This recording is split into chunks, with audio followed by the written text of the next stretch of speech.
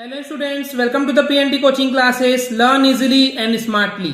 तो आज हम देखने वाले एक क्वेश्चन जिसमें बोला गया है डिस्क्राइब द मेन फीचर्स और कैरेक्टरिस्टिक्स और स्पेशलिटीज ऑफ इंडियन कॉन्स्टिट्यूशन। तो क्वेश्चन तीन तरीके से आ सकता है कि या तो उनके फीचर बताइए, या तो उनके कैरेक्टरिस्टिक बताइए, या फिर उसकी स्पेशलिटीज बताइए। किसकी?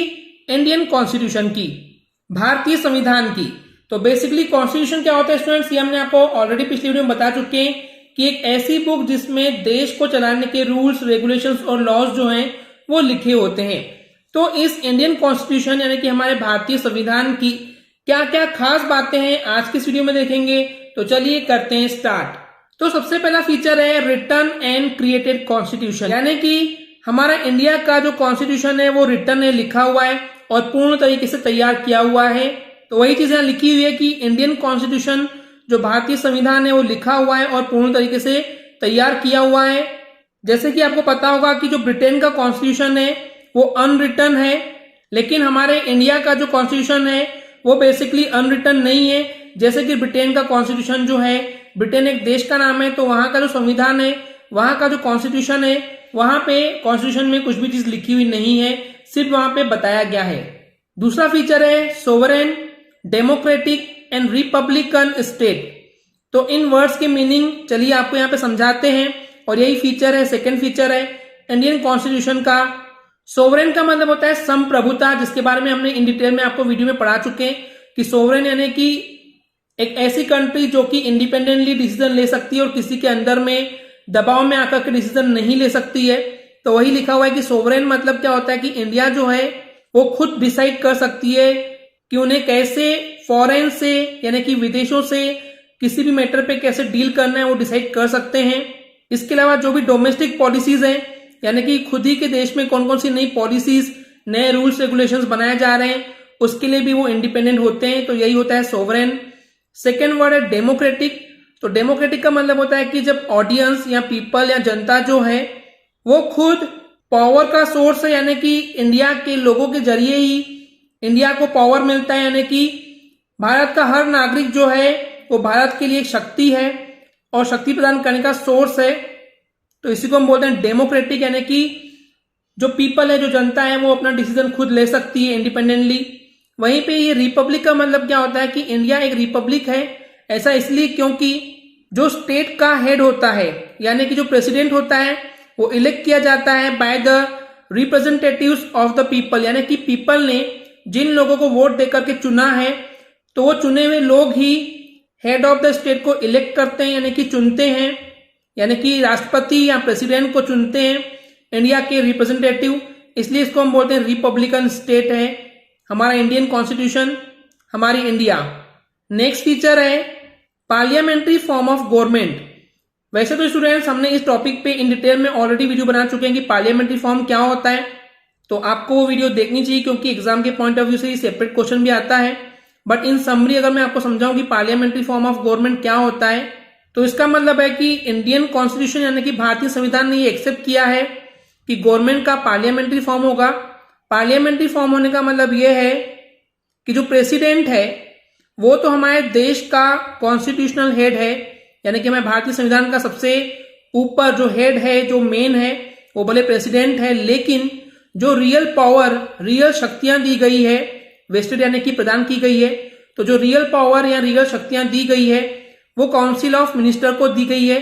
काउंसिल ऑफ मिनिस्टर यानी कि मंत्री परिषद होता है, यानी कि बहुत सारे मिनिस्टर्स हो गए, जैसे प्राइम मिनिस्टर, फिर और भी मिनिस्टर होते हैं, फाइनेंस मिनिस्टर, फॉरेन मिनिस्टर, तो इस टाइप से और भी जो मिनिस्टर होते हैं वो लोग जो हैं उनको रियल पावर दिया गया है और वही लोग मेन देश को चलाते हैं।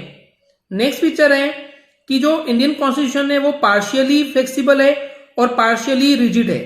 फ्लेक्सिबल का मतलब होता है लचीला, यानी कि इतना ज्यादा टाइट भी नहीं है और इतना ज्यादा ढीला भी नहीं है। फ्लेक्सिबल मतलब ढीला, लचीला, और रिजिड यानी कि कड़ा, और पार्शियल यानी कि आंशिक रूप से पूरा नहीं।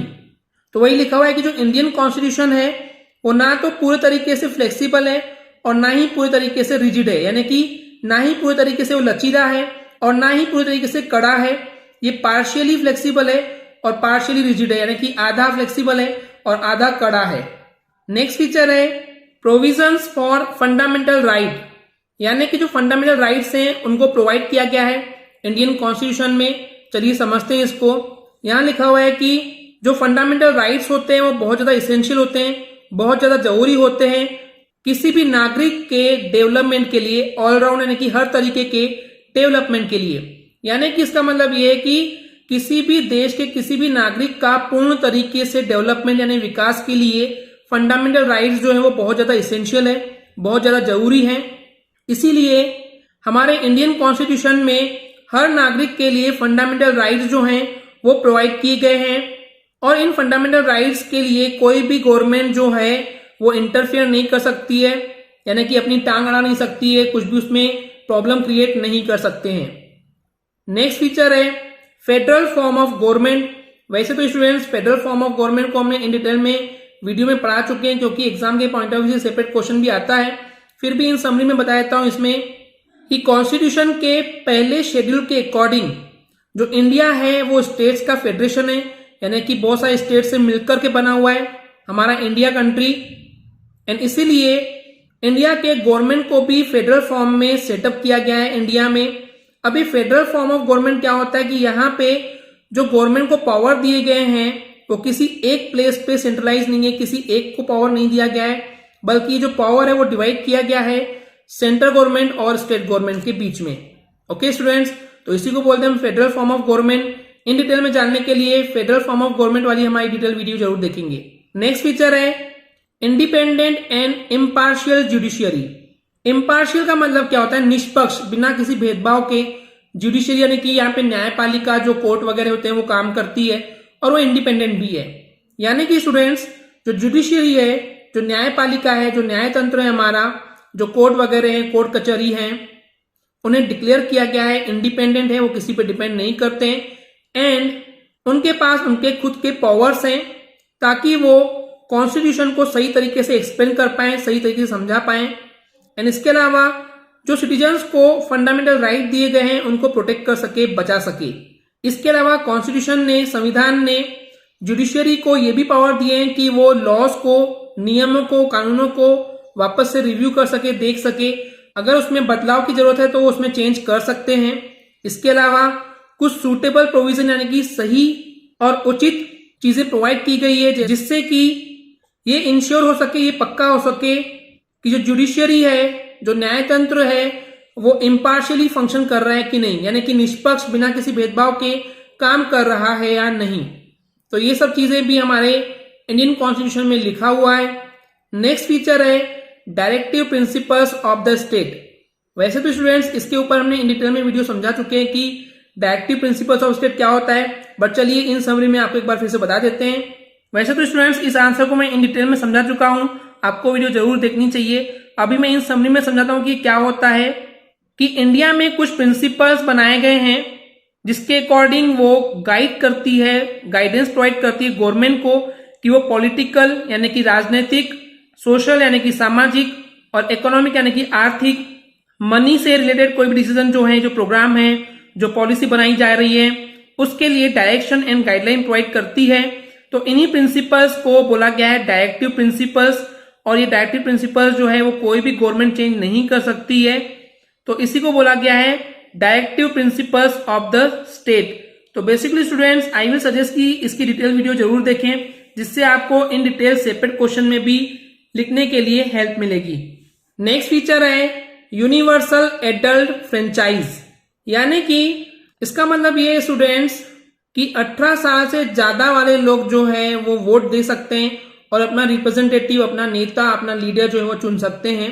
तो उसी को बोलते हैं यूनिवर्सल एडल्ट फ्रेंचाइज। एडल्ट मतलब कि नौजवान, और नौजवान कब होते हैं? जब वो 18 साल क्रॉस कर जाते हैं। तो चलिए देखते हैं कि जो कॉन्स्टिट्यूशन है उन्होंने दिया है, अधिकार दिया है, राइट दिया है कि कोई भी सिटीजन जो कि एडल्ट है, नौजवान है, यानी कि 18 साल या 18 साल से ज्यादा हो चुका है, उन्हें वोट देने का अधिकार दिया गया है।